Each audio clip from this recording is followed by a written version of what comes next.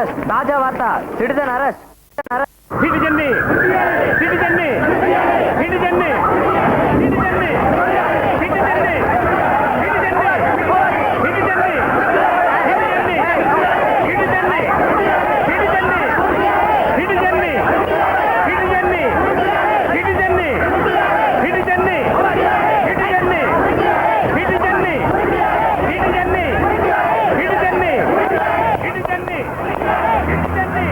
ముగ్గురు ప్రభుత్వ అధికారులు పట్టలు పెట్టుకుని ఎంత టీవీగా వస్తున్నాడు.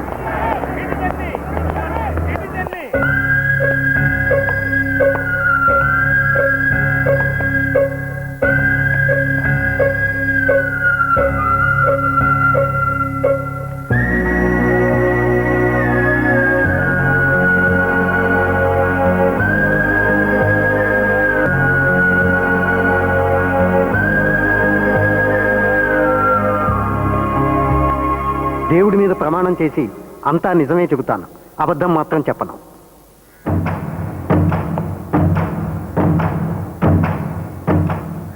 నేనెందుకు ప్రమాణం చేయాలి?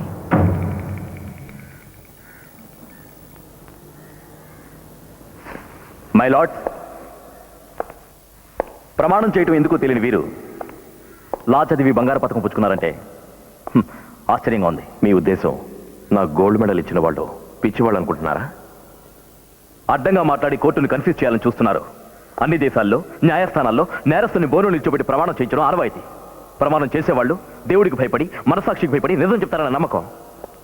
కానీ మీరు ఎగతాళి చేస్తున్నారు. My lord, he's insulting the entire legal system.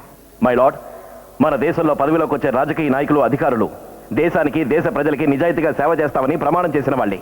అలా ప్రమాణం చేసిన వాళ్ళు నిజాయితీగా ఉంటున్నారా? లేదు. ప్రమాణానికి గౌరవం లేని ఈ దేశంలో బోన్లో నిలబడమని ప్రమాణం చేయమంటున్నారే, అది ఎందుకని అడుగుతున్నాను. అందుకని ప్రమాణం చేయించొద్దంటారా? ఇప్పుడు నేను ప్రమాణం చేసి ఏ తప్పు చేయలేదని చెప్తే నన్ను విడుదల చేస్తారా? ఎలా విడుదల చేస్తారు? మరెందుకు సార్ ప్రమాణం చేయమని టైం వేస్ట్ చేస్తారు? మిస్టర్ సిటిజన్, కోర్టుకి కొన్ని నియమిత హద్దులు, పద్ధతులు ఉంటాయని లా చదివిన మీకు తెలియదా? తెలుసు మై లార్డ్.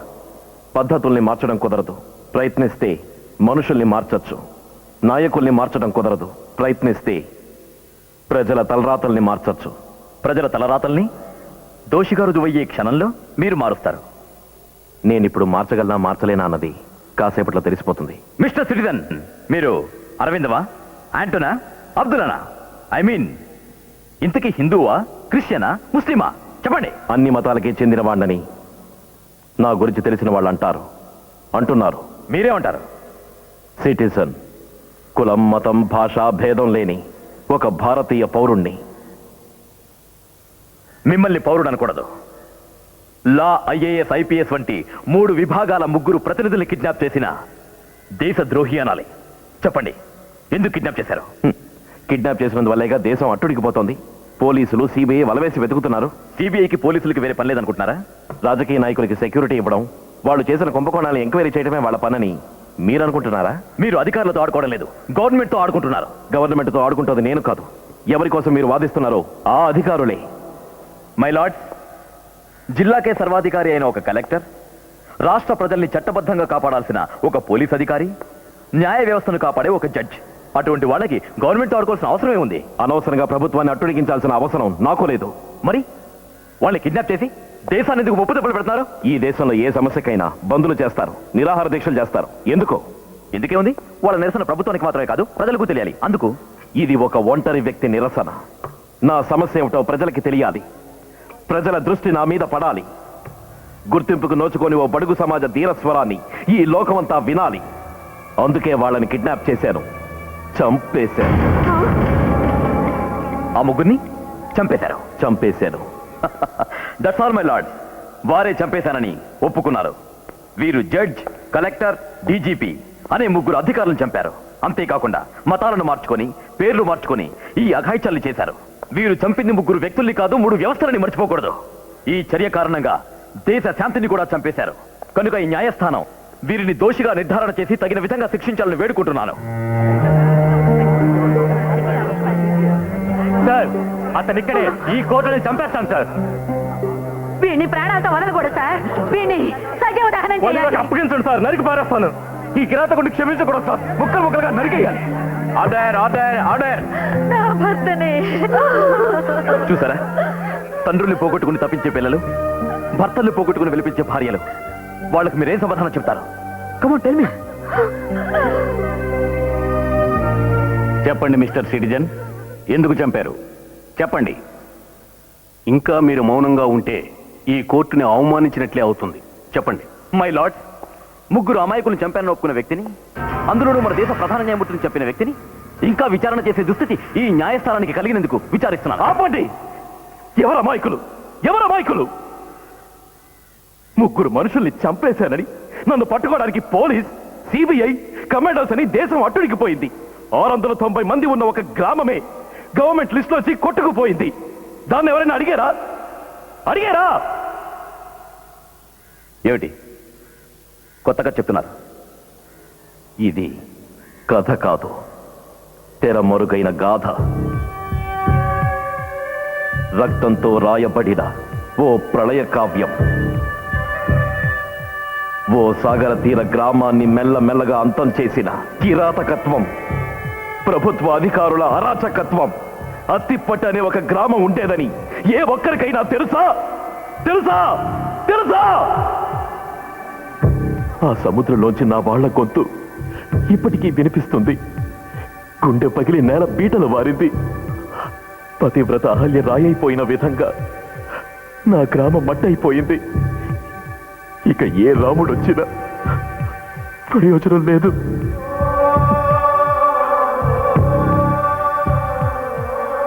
బంగాళాఖాతానికి మా ఊరు జనం మీద ఎంతో ప్రేమ. సంవత్సరానికి ఒకసారి వస్తుంది, నడుం వరకు ముంచుతుంది, 20 రోజులు ఉంటుంది.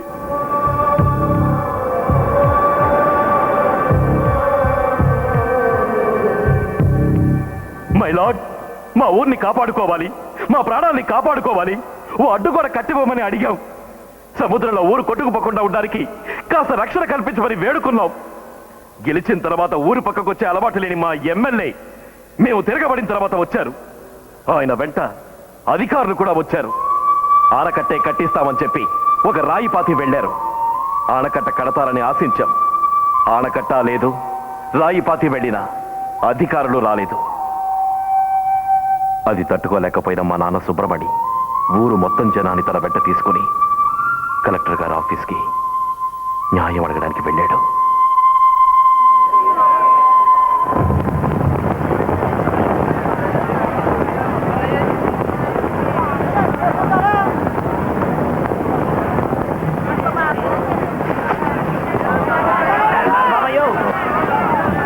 ఇది అత్తిపట్టయ్యా, ఈ మొత్తం అత్తిపట్టానయ్యా. గాలికి, తుఫానికి, సముద్రం పొంగుకి సిక్కి సచ్చినోళ్ళు పోగా బతికిన జనాలమండయ్యా. చేతిలో ప్రాణాలెట్టుకుని తమ కాడకు వచ్చామయ్యా. ఏంటో అని సుఖమండి, గాలి వీచకూడదని, సముద్రం పొంగకూడదని శాసనం తమ్మంట. నేను ఆ పని చేయమంటలేదయ్యా. కాదు, దిట్టంగా అడ్డుకోడోటి కట్టిస్తాం. సముద్రం వల్ల మీకు ఎట్టాటి కట్టం రాదంటూ బండ్రాయోడు తీర్చిపోయారు కదయ్యా. నేను ఆ పని చేయమంటున్నానయ్యో. అడ్డుగోడ, శంకుస్థాపన ఏంటో అనే సుబ్రమణి. 5 ఏళ్లకి పూర్వం అడ్డుగోడ పెట్టి తాను రాదించిపోయారు కదా, దాని మాట అంటున్నాడయ్యో. పెద్ద 10-12 పేడాలు పోవడం తట్టుకోలేకపోతున్నామండే. చచ్చిపోయే వాళ్ళలో 10 పేడాలు పశువులయ్యే. బిడ్డల మొహం చూస్తున్నప్పుడు ఈ పొంగికి పోతారో వచ్చే పొంగికి పోతారో అని బిడ్డ సచ్చి బతుకుతున్నాం బాబయ్య. నువ్వు ఉంటు మళ్ళా. అయ్యో, తూర్పు దిక్కే నీళ్ళుంటే పడమట దిక్కి పారిపోతాం, పడమట దిక్కే నీళ్ళుంటే ఉత్తర దిక్కి పారిపోతాం. మరేమో చుట్టూ సముద్రం ఉంది, మధ్యలోనేమో మా ఊరుంది. అర్ధరాత్రి పొంకొచ్చి ముంచెళ్తుంటే అందరూ ఆడికిపోతామయ్యా. అవును, ఆయన చేతులు వచ్చాం, ఎవరే కాపాడాలి. పేదలు ఆయన చేతులు పెట్టుకుని వచ్చాం.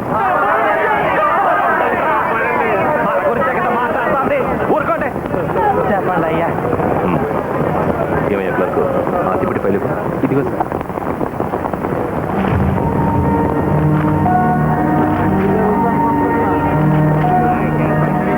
మాట్లాడకండి. అడ్డుగోడ రిజిస్టర్లో ఏం లేదు. అసలు ఎవరు చెప్పారు? అయ్యే, ఎమ్మెల్యే గారు చెప్పారు, మాట కూడా ఇచ్చారు, చట్ట ప్రమాణిక చేశారు. చెప్పలా? అవునండి అయ్యా. అయ్యా, అది కాళ్ళ కట్టపడగలవు. ఎమ్మెల్యే ప్రభుత్వం కాదు. సుబ్రమణి, నేను చెప్పే దయచేసి అర్థం చేసుకో. ఒక నియమిత జనాభాకి ఒక నియమిత సహకారమే చేయాలని కొన్ని రూల్స్ ఉన్నాయి. 690 మంది ఉన్న మీ గ్రామానికి ఇంత ఖర్చు చేసి అడ్డుగోడ కట్టలేదు. ఒకవేళ తక్కువ ఖర్చుతో అడ్డుగోడ కట్టామనుకో అది ఎంతో కాలం ఉండదయ్యా. అయ్యో మరి ఆ ఎమ్మెల్యే దించిపోయిన పంటరాయి నా గదేంటంటే దానికి ఏం చెప్తారయ్యా? వాళ్ళేదో మాట్లాడిపోతారు, చేసిపోతారు. వాళ్ళకి అధికారులైన మాకు ఏ సంబంధమూ లేదు. వాళ్ళు చెప్పేవన్నీ మేం కళ్ళు మూసుకొని ఎప్పుడు చెయ్యం. మిమ్మల్ని మోసం చేయడానికి వాళ్ళు 1000 వాగ్దానాలు చేస్తారు. అందులో 5-6 మేము ఒప్పుకుంటే జరుగుతాయి. అయ్యో ఇప్పుడు ఉన్న నిజాన్ని చెప్తున్నాను, దయచేసి అర్థం చేసుకోండి. అడ్డుగోడ అత్తిపట్టిలో కట్టరు, కట్టడము కుదరదు.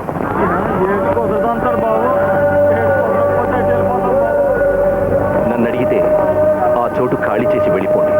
పూంబుహార్ పక్కనున్న పోరంబోకు స్థానంలో ఉండండి. పట్టాలిప్పించే పూజ నాది. ఇంతకన్నా నేను చేయగలిగింది అత్తిపట్టిని వదిలేయండి సుబ్రహ్మణ్యం.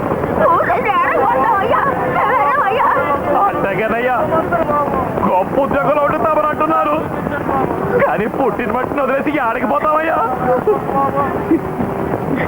నేనెవరికి ఏమి తెలవదయ్యా. రోడ్డు వల్ల అయ్యో నువ్వు కలకటేరువి కాదు, దేవుడివి. రామల్లా సుబ్రహ్మణ్యం, సుబ్రహ్మణ్యం రండ్రా. అత్తిపట్టికి ఆనకట్ట లేదంట బాబా. మన గోడికి పట్టించుకోరు, మనల్ని ఊరదిరి పోగొట్టున్నారు. ఆడకపోతాం, ఊరదిరి పెట్టి ఆడకపోతాం.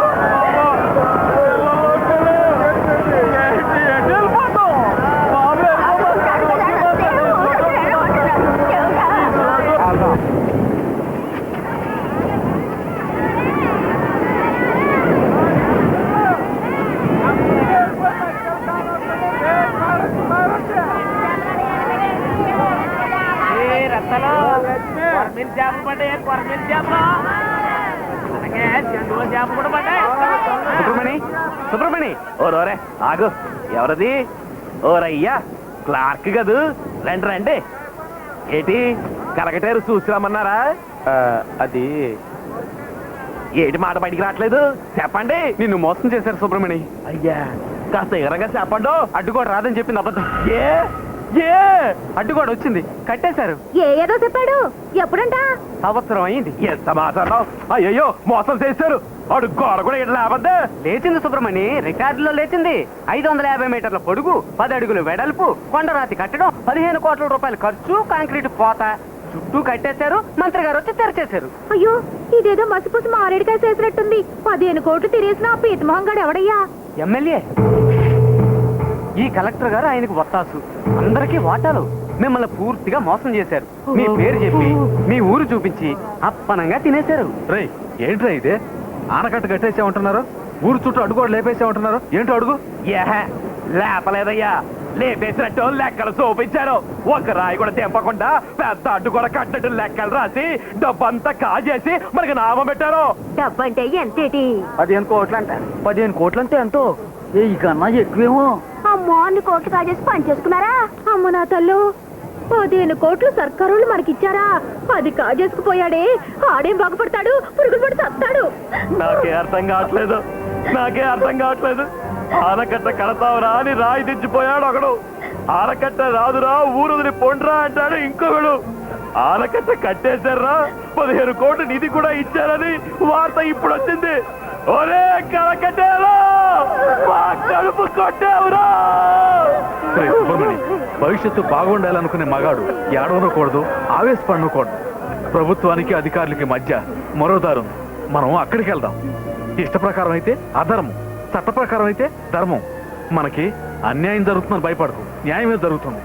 మనం ఎక్కడికి వెళ్ళాలో అక్కడికి నేను తీసుకెళ్తాను. రండి వెళ్దాం. ఎంత డబ్బు? 15 కోట్ల? అయ్యా లేనోళ్ళు తప్పుడు పనులు చేస్తే బొయ్యకలు ఇరిచి పారేస్తారు, కానీ గొప్ప ఉద్యోగులు ఉన్న తప్పులు చేస్తే మీ న్యాయం వాళ్ళు మరి శిక్షిస్తుందా? ఏమిటి మీకు అనుమానమా? ఈ వేదాచలం తలుచుకుంటే తలరాతలు తారుమారవుతాయి. అయ్యా ఈ పత్రాలను ఆధారం చేసుకుని వాళ్ళకి శిక్ష పడేలా చేయండి. దిగులు పడకండి, ఈ ఆధారమే ఆయుధం. నాకు మీరు కాస్త సహకరిస్తే వాళ్ళ అందరి ఆట నే కట్టిస్తాను. ఏటి ఏ చెయ్యాలో చెప్పండో. ఊరి జనం మొత్తం వచ్చి సాక్షిగా చెప్పాలా? చెప్పండి అయ్యా. అదేమక్కర్లేదు, నేను చెప్పినట్టు చేయండి. ఇప్పుడు మీ ఊరి ఆనకట్టకి కన్నం పడింది. ఏటి మా ఊళ్ళో ఆనకట్టే లేదే. తమరనేది అదేనయ్యా, కట్టని ఆనకట్టని కట్టామని కదా వాళ్ళు మోసం చేశారు. మనం వాళ్ళ దారిలోనే పెడతాం.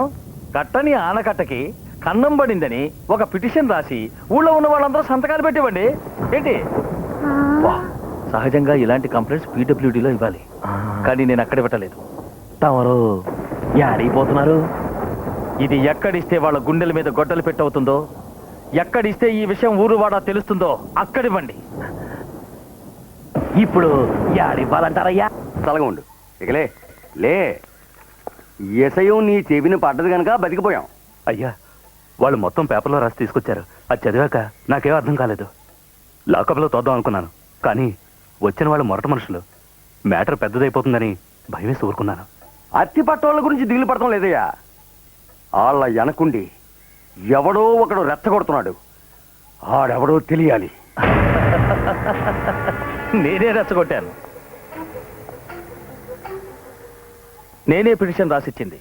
నా వల్లే పిటిషన్ పోలీస్ స్టేషన్ దాకా వెళ్ళింది. ఏంటయ్యా వకీలు వాగుతున్నావు? చూడండి, 5ో 10ో కొట్టేసేటప్పుడు లీగల్ అడ్వైజ్ కోసం ఈ వేదాచలం అవసరమయ్యాడు. 15 కోట్లు అనగానే చప్పుడు కాకుండా సైడ్కి నెట్టేశారే. అందుకని ఇప్పుడు ఇంత పని చేస్తావా? పెటిషన్ పెట్టించి ఎంత ప్రాబ్లం తెచ్చావయ్యా? మాతో చెప్పుంటే నీకు మాత్రం వాట ఇవ్వనంటావా చెప్పు? మీకు కష్టం కలిగించేవాడిని అయితే ఈ ఇంటికి గడప కూడా తొక్కుండేవాడిని కాదు. అంటే హెల్ప్ చేస్తాను అనుకుంటున్నావా? హెల్ప్ చేయడానికే వచ్చానయ్యా. ఎలాగయ్యా? అయ్యా కలెక్టరు, కట్టని ఆనకట్టని కట్టినట్టు నువ్వు పేపర్లు రికార్డ్స్ సిద్ధం చేశావు, కానీ కట్టకుండానే కోట్లు కొట్టేశారని వాళ్ళకి తెలిసిపోయింది. అందుకే ఎవరి సలహానో తీసుకుని కంప్లైంట్ రాయించుకుని నా దగ్గరికి వచ్చి మిమ్మల్ని అరెస్ట్ చేయించండి అన్నారు.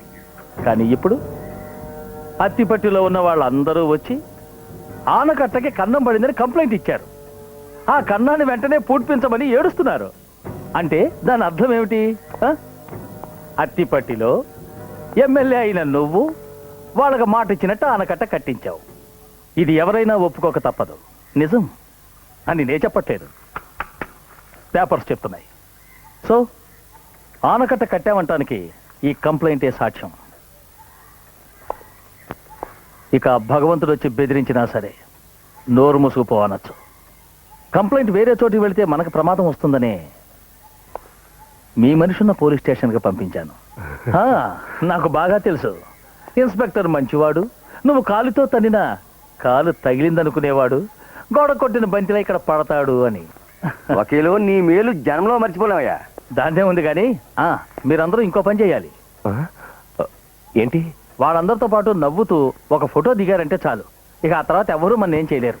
వాళ్ళకి నా మీద నమ్మకం ఉంది. కావాలంటే నేను మీతో వస్తాను. మీకోసం ఎవరో వచ్చారు. ఓరే మన క్లార్కు.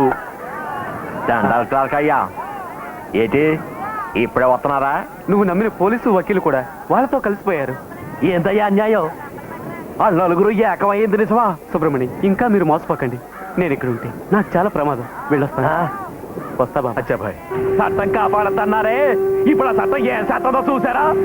కట్టుబట్టలతో ఉన్న మన అందరికీ ఉన్న బట్టలు కూడా ఓడ పీకేయాలని కాకి సొక్క, కద్దరు సొక్క, నల్ల కోటు, కరగటేరు మొత్తం నలుగురు కలిసి వస్తున్నారు. ఓరే అత్తి పట్టించడానికి ఏది పోయినా ఎటుకు పోయినట్టే, కానీ మానం పోతే ప్రాణం పోయినట్టేరా. ఓస మళ్ళీ కత్తిడి పట్టాయే. ఈ అలసోర చేప కత్తికి మనుషుల రక్తం కాల్సి వచ్చింది. నా మాట విను. ఆగరా. ఆగు బాబా.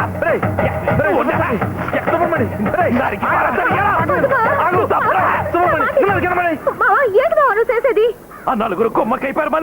మళ్ళా మోసమా? చంపే మావా. అత్తి పట్టి తడక ఏంటో చూపించు. ఏటుకో తలకే చొప్పుని నరికి పారేసిరా. పో మావా పో.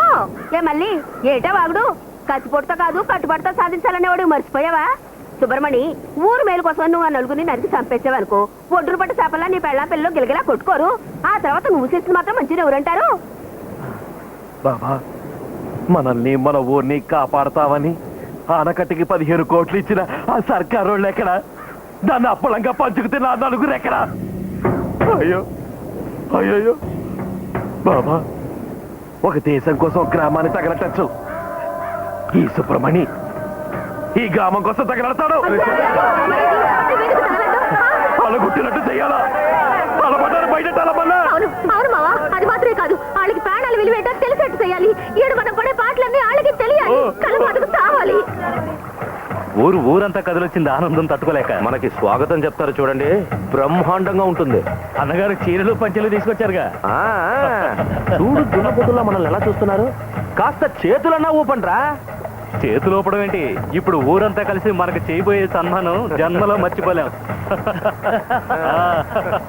నవ్వకండి, తీదిగా పోతాంది. ఏంటి నువ్వు మాట్లాడేది? మంచి తాపుడు గడివే.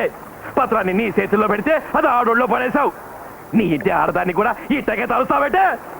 ఓరే, నువ్వు ఇన్స్పెక్టర్ కాదురా, బోకరవే.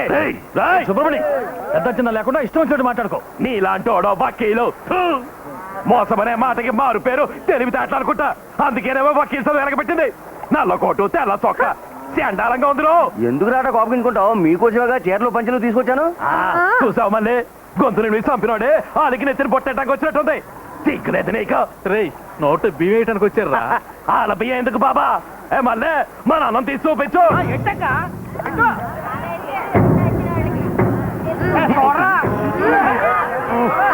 వాసన వస్తుందా? ఇయ్యే 20 ఏళ్లుగా తమరంపే బియ్యం, ముక్కి పురుగులెట్టిన బియ్యం. అట్ట ముక్కు మూసుకుంటే వదిలేస్తావేటి? కొంచెం తిని చూడు. తినవయ్యా. ఒరే తినరా. ఈ మళ్ళీ మా ఊరు తినే కొడు తిని చూడు. ఓరే, మాకు న్యాయం చేస్తున్న వాళ్ళ మాట్లాడి ఆ ఎమ్మెల్యే కోట్లో దూరిపోయావు కదా. ఎందుకో చెప్పనా? మా కట్టాలు తెలియక మేం పడే ఏద అర్థం కాక. అందుకే ఈ ఎదురుగాల్లో నిలబెట్టి బట్టలు ఊడదీయించి ఓ బానడి నీళ్లు నెత్తిన పోసారే అనుకో, గడగడ ఓడుకొస్తది. అప్పుడు సలేట ఏదో తెలిసి వస్తుంది. తీసేవో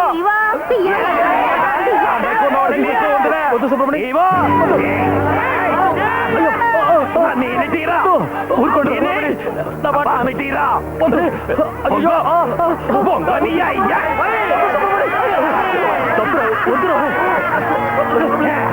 ఓరయ్యో, ఆ చెప్పులు తీరా. నవ్వుతాయిరా.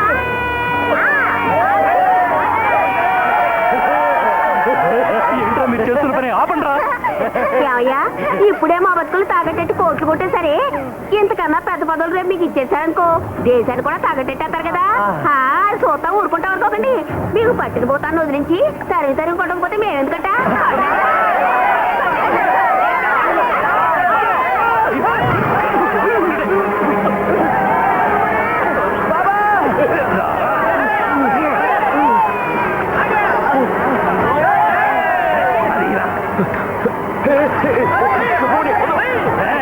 అందరం మీ నాయకుల ముందు నాగపట్నంలో నిరాహార దీక్ష రేషన్ కార్డుకి నీ పెట్టడం అన్ని చేసేస్తాం.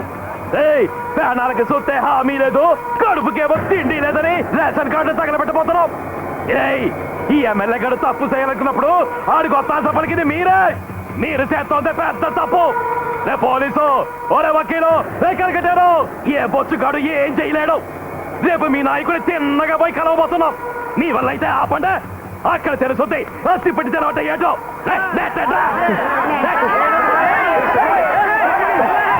అయ్యా ఫాదర్ సామే, అందరూ ఆ దుర్మార్గుల్ని బెదర కొట్టేశామయ్యా, బెదర కొట్టేశాం. వణుకు పుట్టిందనుకో, పరువు మర్యాద అంత పేడ నీళ్లు తెచ్చి నా మొహర కొట్టారు. నా ముందు చెప్పులు కూడా వేసుకునేవాళ్ళు కాదు. వాళ్ళని క్షమించకూడదు.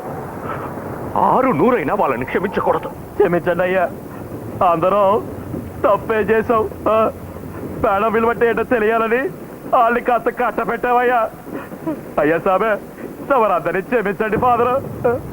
ఏ సామే, నా వాళ్ళని నా ఊరిని వదిలేక తండ్రి, వదలకూడదు.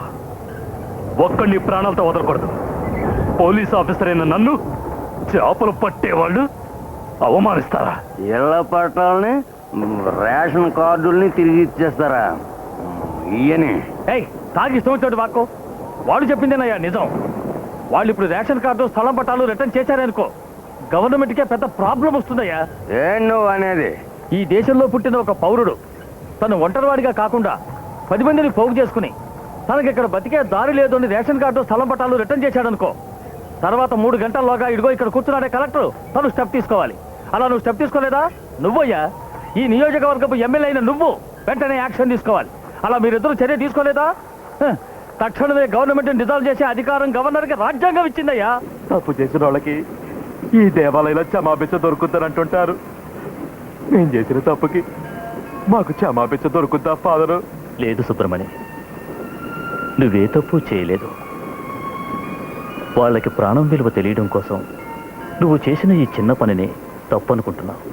కానీ దినదినకన్నంగా జీవిస్తున్నారని తెలిసి మీకు వాళ్ళందరూ ఇంత నమ్మకద్రోహం చేశారంటే వాళ్లే నిజంగా తప్పు చేసిన వాళ్ళు.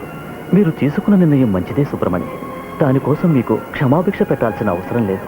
అయినా మీ అందరి కోసం నేను ఆ ప్రభువును ప్రార్థిస్తాను. తెల్లారేటప్పటికి అత్తిప్పట్లో పుట్టినప్పుడు ప్రాణాలతో ఉండకూడదు. అత్తిపట్టి ఉన్నట్టు అసలు రికార్డ్స్లోనే ఉండకూడదు. అత్తిపట్టి నశిస్తుంది, ఊరు జనమంతా సముద్రంలో కలుస్తారు. 690 గొలుసులతో 690 రాళ్లతో చేపలు పట్టడానికి వెళ్ళిన మనుషులు సముద్ర పాలయ్యారని నేను రికార్డు ఫైల్ చేస్తాను. రేయ్ సుబ్రమణి, చట్ట ప్రకారం పోతావరా? పోరా పో. అత్తిపట్టి ప్రమాదకర ప్రాంతం అని చట్ట ప్రకారం నేను మారుస్తాను. ఎవరూ ఇది మార్చలేరు సుబ్రమణి, ఎందుకంటే నువ్వు చేస్తోంది న్యాయ పోరాటం. దానికెన్నడూ అపజయం ఉండదు. రేపు డిసెంబర్ 25 ప్రభు అవతరించిన రోజు, మీకు విజయం కలిగే రోజు. వెళ్ళిన వాళ్ళు మళ్ళీ వస్తారు, మనసు మారి వస్తారు. ఈ న్యాయ పోరాటం నలుగురికి ఆదర్శం అవుతుంది, నలుదేశంలో వ్యాపిస్తుంది.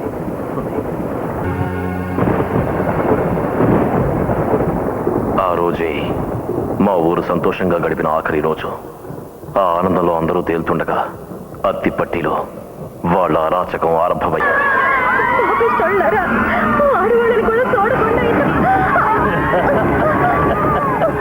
సాటివాడు కష్టపడుతుంటే చూడలేక బాధపడుతున్నావా? మరి నువ్వు కట్టుకున్నవాడు కష్టపడుతుంటే కూడా చూడాలి కదా. అమ్మంటుంటే పొగరనుస్తాను. అదే వీళ్ళందరూ చూస్తున్నా కదా మమ్మల్ని అవమానిస్తావు. చూడు, ఈ ఊరి వాళ్ళు ఒక్కరు కూడా ప్రాణంతో ఉండరు.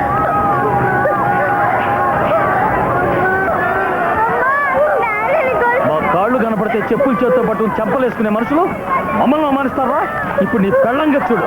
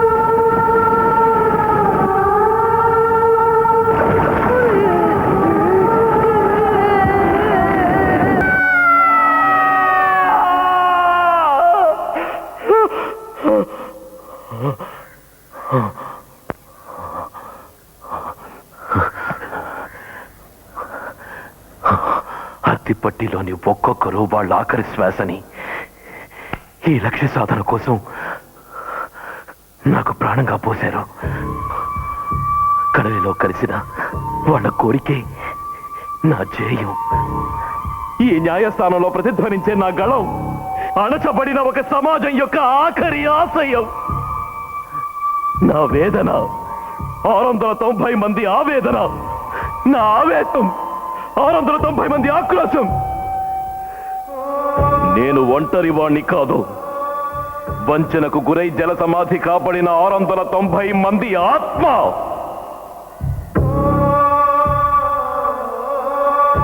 మీ ఊరికి జరిగిన అన్యాయానికి కారణం మీరు చంపిన ఆ ముగ్గురు కాదు, రాజకీయ నాయకుడు, ఆ ఎమ్మెల్యే. నిజానికి మీరు ఆయన్ని శిక్షించాలి. అతను చేసిన తప్పుకి ప్రజలు ఎప్పుడో శిక్ష విధించారు. ఎన్నికల్లో ఓడించి అతని రాజకీయ చరిత్రకి సమాధి కట్టారు. ఇప్పుడు అతను రాజకీయాల్లో లేడు. కానీ ఇలాంటి వాడు ఇప్పుడు జనజీవనాన్ని అల్లకల్లోలం చేయడానికి పదవుల్లో ఉన్నారు. నిజాయితీ గల నాయకుల్ని లంచగొండులా మారుస్తున్నారు. ఇంత తెలివిగా మాట్లాడుతున్నవారు, లా చదివి గోల్డ్ మెడల్ కూడా తీసుకున్నవారు చట్టాన్ని మీ చేతిలో తీసుకోవడం ఏ విధంగా న్యాయం? నీ చట్టాన్ని చేతుల్లోకి తీసుకోలేదంటే అత్తిపట్టి అనే ఒక ఊరు ఉన్నట్టు, అక్కడి వాళ్ళు జల సమాధి అయినట్టు ఎవరికీ తెలిసుండేదే కాదు. అత్తిపట్టిలో పెట్రోల్ ఉందనంటే తవ్వుతారు, బంగారం ఉందనంటే తవ్వుతారు. మై లార్డ్, 690 శవాలు ఉన్నాయి అంటే తవ్వరు. దానికి కారణమైన వాళ్ళు తవ్వితే ఊరుకోరు. అది తవ్వించడానికి నేను సిబిఐని, పోలీస్ని రెచ్చగొట్టాను. ఇన్ని ఆధారాలతో ఆ ముగ్గురిని కోర్టుకు తీసుకొచ్చినట్టయితే న్యాయాధిపతులు శిక్ష విధించేవాళ్ళు. ఏ శిక్ష విధించేవాళ్ళు? నేరస్తులకి అధిక పక్ష శిక్ష, ఐపీసీ సెక్షన్ 302 మరణ శిక్ష.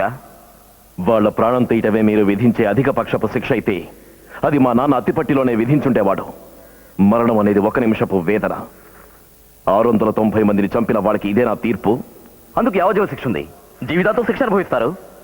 తప్పు చేసి జైలుకెళ్లిన విఐపీలు బయట కన్నా జైల్లోనే సుఖంగా ఉంటున్నారు. ఇక జైలు అధికారులు వాళ్ళకు కావలసినవి అందిస్తూ తొత్తులుగా పనిచేస్తున్నారు. మరణ శిక్ష ఏమో వద్దన్నారు, యావజ్జీవ శిక్ష వద్దంటున్నారు. వాళ్ళు బయటకు వదిలేమంటారా? అవును, వాళ్ళు బయటే ఉండాలి, ప్రాణాలతో ఉండాలి, అనుక్షణం చస్తూ ఉండాలి. అటువంటి శిక్ష విధించే హక్కు మీ న్యాయస్థానానికి ఉందా? ఒకవేళ ఉన్నా మీరు ఆల్రెడీ చంపేసిన వాళ్ళకి ఎలా శిక్ష వేయమంటారు? ఏ శిక్ష వేయమంటారు? వాళ్ళు ఇంకా చావలేదు, ప్రాణాలతోనే ఉన్నారు. ఏమిటి మీరు అనేది? వాడు ప్రాణాలతో ఉన్నారా? అవును మై లార్డ్, నేను చెప్పిన శిక్షను విధించగలిగితే వాళ్ళని ఇక్కడికి తీసుకొస్తాను. ముద్దాయి తీర్పు చెప్పడం, కోర్టు అమలుపరచడం అనేది ఎక్కడా ఏ న్యాయస్థానంలోనూ జరగలేదు, ఇక్కడ జరగటానికి వీల్లేదు.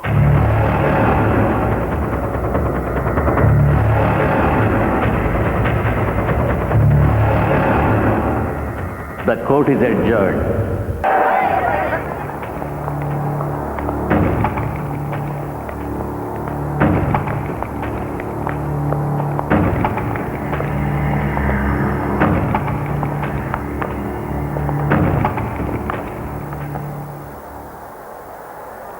అధికార దుర్వినియోగం క్షమించాలని నేరం. ప్రభుత్వ ధనాన్ని అపహరించడమే గాక ఒక గ్రామాన్ని మటుమాయం చేసిన వీళ్ళకి ఎటువంటి శిక్షను విధించాలని మీరు అనుకుంటున్నారు? Objection my lord. Mister public prosecutor, న్యాయస్థానంలో మీకు ఎంత హక్కు ఉందో అదే హక్కు నేరం ఆరోపించబడిన వారికి ఉంది. మీ ఉద్దేశాలకి న్యాయస్థానం ఎటువంటి విలువనిస్తుందో అదే విధంగా నేరస్తుల స్థానంలో ఉన్న వారి ఉద్దేశాలకు విలువనివ్వాల్సిన బాధ్యత ఈ న్యాయస్థానానికి ఉంది. You may proceed. నేను చెప్పే ముందు దయచేసి మనందరం ఒక విషయం ఆలోచించాలి.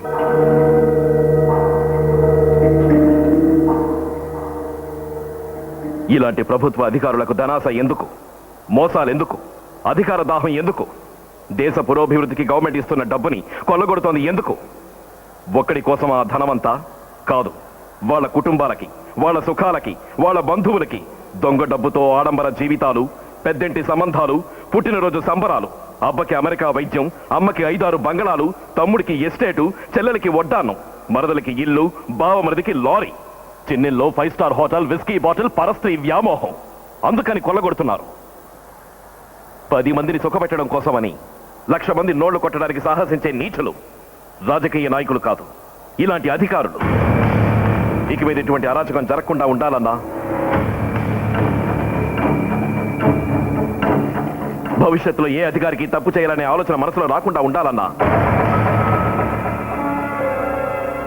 ఈ కలెక్టర్, ఈ డీజీపీ, ఈ న్యాయాధిపతి వీళ్ళ ముగ్గురిని పదవి నుంచి తప్పించాలి.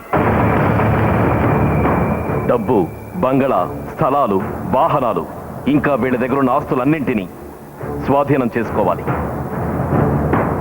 ఈ దేశం నుంచి నిర్దాక్షిణ్యంగా వీళ్ళని బహిష్కరించి సంఘంతో సహజీవనం చేసే అర్హత లేదని చెప్పి వీళ్ళ పౌరసత్వాన్ని రద్దు చేయాలి.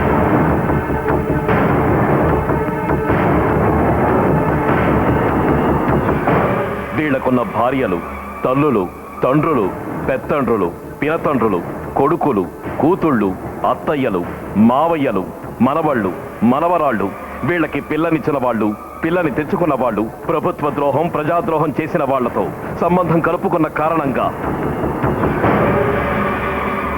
వీళ్ళందరి పౌరసత్వాన్ని శాశ్వతంగా రద్దు చేయాలి. అవినీతి సొమ్ముతో వీళ్ళ పిల్లలు సంపాదించుకున్న డిగ్రీల్ని స్వాధీనం చేసుకోవాలి. ఇలాంటి అవినీతి వర్గానికి ఇదో హెచ్చరిక.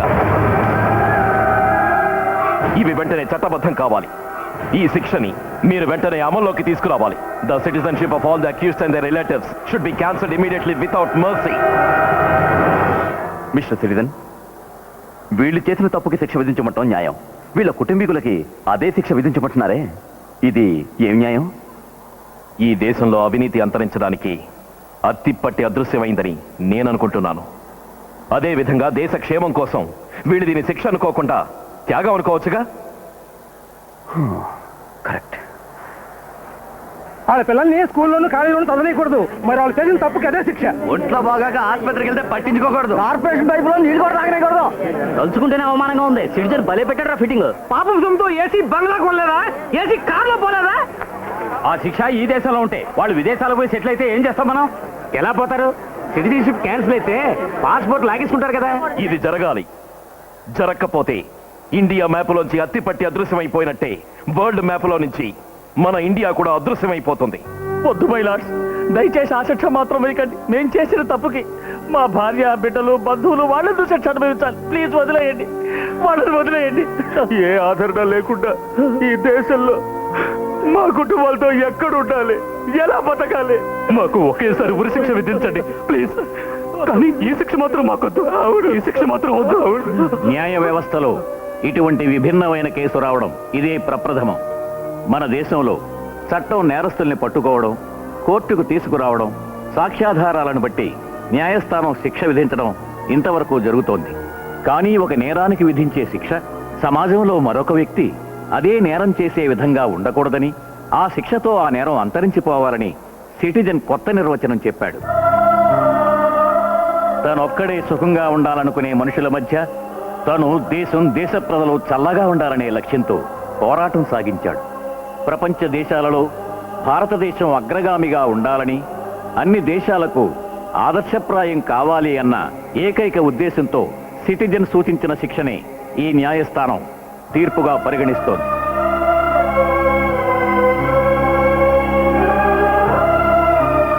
అతన్ని ఆదర్శ పౌరునిగా అభినందించడంతో పాటు తను నిర్దోషి అని నిర్ధారణ చేస్తూ ఈ న్యాయస్థానం తీర్పు ఇవ్వడమైనది.